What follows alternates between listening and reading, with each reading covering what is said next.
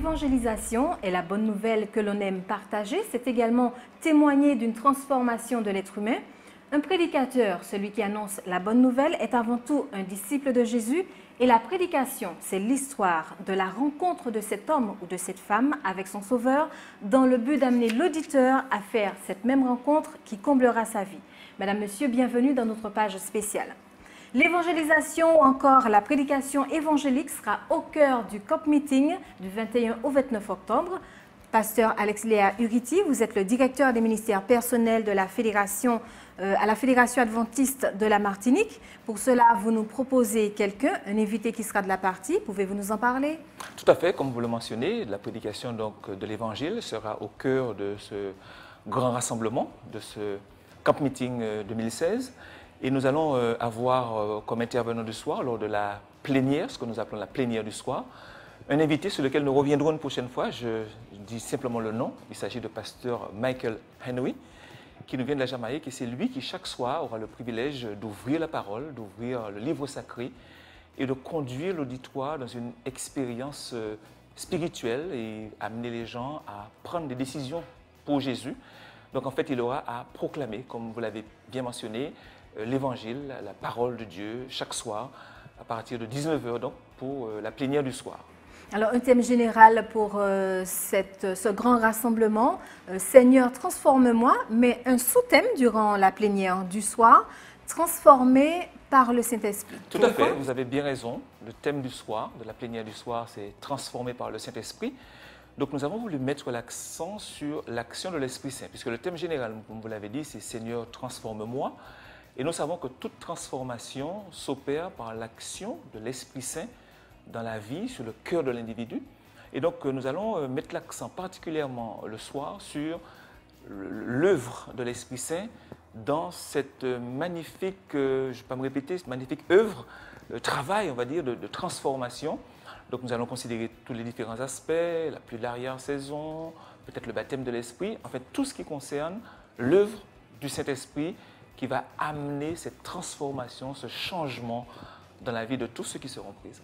Alors, pasteur Uriti, pourquoi la prédication évangélique durant cette partie du Camp Meeting et quels objectifs visez-vous?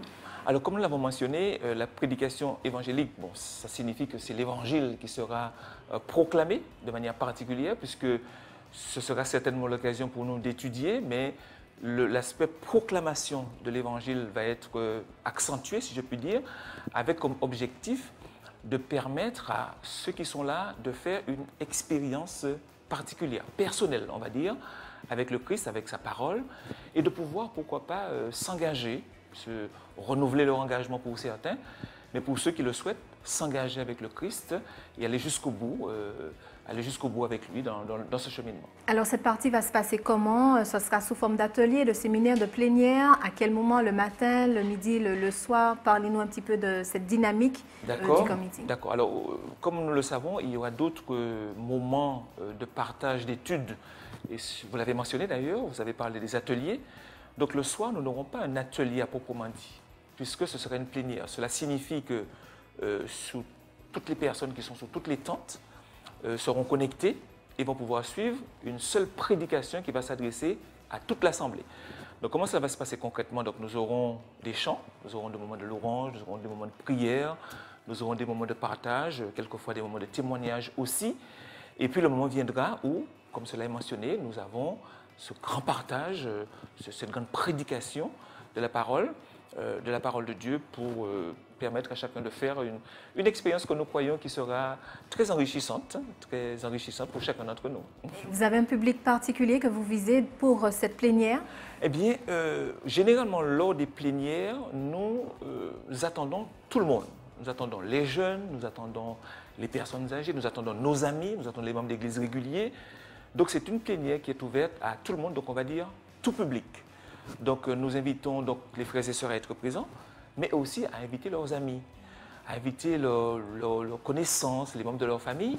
Et nous voulons lancer aussi un appel aux jeunes, parce que nous voyons quelquefois où ces plénières, je ne dirais pas ne sont pas fréquentées par les jeunes, mais sont peut-être moins fréquentées par les jeunes. Donc, nous voulons donner l'occasion à nos jeunes aussi, quoiqu'ils auront d'autres interventions, d'autres intervenants pour eux, mais à l'occasion des plénières, de la plénière du soir, nous voulons aussi inviter nos jeunes à être présents, puisque nous avons tous besoin de transformation, et ils ont besoin aussi que l'Esprit Saint puisse agir avec eux pour les aider au niveau de leur scolarité, au niveau de leurs projets, au niveau de leurs études. Donc nous lançons aussi un appel, pour répondre directement à votre question, à tout le monde, mais peut-être plus en particulier aux jeunes. Pasteur Uriti, parler de l'évangélisation, c'est une chose, mais faire de l'évangélisation, c'est une autre chose. Tout à fait. C'est pour cela que nous voulons, pas seulement en parler, mais de manière très pratique et très concrète, je me répète peut-être, mais présenter les principes de l'évangile. Bon, nous savons ce que c'est les principes de vie, c'est Jésus qui offre la vie en abondance, mais et par-dessus tout, la vie éternelle. Donc c'est ce que nous voulons partager de manière concrète, de manière pratique, avec nos amis.